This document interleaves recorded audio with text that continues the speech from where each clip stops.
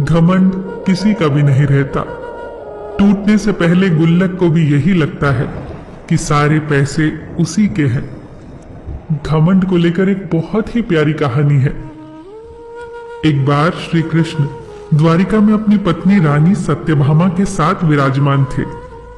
उसी वक्त सत्यभामा ने व्यंग की हंसी हंसते हुए श्री कृष्ण से पूछा, आपने त्रेता युग में राम के रूप में अवतार लिया था और उस समय आपकी पत्नी सीता बनी थी, क्या वह मुझसे भी अधिक रूपवती थी? श्री कृष्ण सत्यभामा का प्रश्न सुनकर कुछ कहने ही वाले थे कि गरुड़ ने भी उनसे प्रश्न किया, प्रभु क्या कोई इस संसार में है जो मुझसे भी तेज उड़ सकता हो?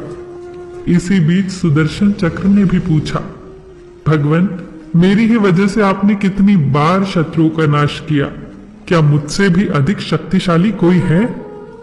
तीनों के प्रश्नों को सुनकर भगवान श्री कृष्ण जान गए थे कि इन तीनों को अहंकार हो गया है और इस अहंकार से उनकी मुक्ति आवश्यक है। तभी श्री कृष्ण को एक युक्ति सूझी। उन्होंने गरुड़ से कहा कि तुम हनुमान के पास जाओ और कहना कि भगवान राम और माता सीता उनकी प्रतीक्षा कर रहे हैं। गरुड़ देव तुरंत ये सुनकर चले गए।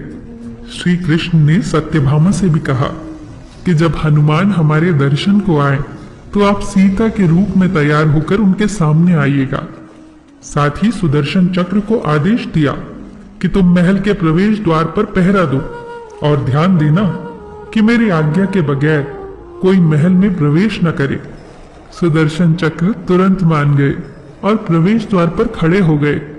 उधर श्री कृष्ण भगवान राम के रूप में आ गए और दूसरी तरफ गरुड़ देव हनुमान जी के पास पहुंचे और उनसे कहा, हे वानर श्रेष्ठ, प्रभु श्री राम और सीता आपको द्वारिका के दरबार में बुला रहे हैं।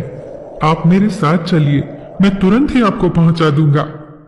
हनुमान जी ने सादर भाव से कहा कि आप आगे चलिए बंधु, मैं आता हूं।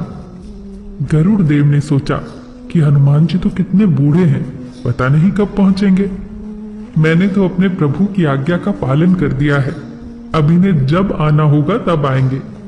ऐसा सोचकर वो उड़ चले और जैसे ही द्वारिका पहुंचे तो उन्होंने देखा हनुमान जी उनसे पहले वहां पहुंच चुके हैं। गरुड़ का सिर लज्जा से झुक गया। हनुमान जी आगे बढ़े तो श्री कृष्ण को राम के अवतार में देखकर प्रणाम किया। कृष्ण ने कहा, हनुमान तुम अंदर कैसे आए? क्या किसी ने तुम्हें द्वार पर रोका नहीं? इस पर हनुमान जी ने अपने मुख से सुदर्शन चक्र बाहर निकाल कर रख दिया। हनुमान जी ने कहा, प्रभु आपसे मिलने से मुझे भला कौन रोक सकता है?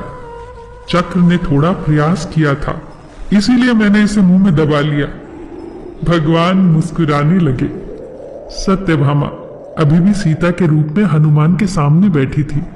हनुमान जी ने तुरंत श्री कृष्ण से कहा, हे प्रभु आपको तो मैं पहचानता हूं, आप श्री कृष्ण हैं और मेरे प्रभु राम भी, लेकिन माता सीता के स्थान पर आपने किस दासी को इतना सम्मान दे दिया कि वो आपके साथ सिंहासन पर विराजमान है? इतना सुनते ही सत्यभामा की आंखें भर आई और उनका घमंड चूर चूर हो गया। साथ ही सुदर्शन और गरुड़ भी लज्जित हो गए और उन्हें समझ में आ गया कि वो घमंड में अंधे हो गए थे, जिसका टूटना अवश्यंभावी था। वो तीनों प्रभु की लीला को समझ गए। दोस्तों, किसी का अहंकार तोड़ने में ईश्वर देर नहीं करता। घमंड किसी का नहीं रहता। कितनी प्यारी बात कही है किसी ने।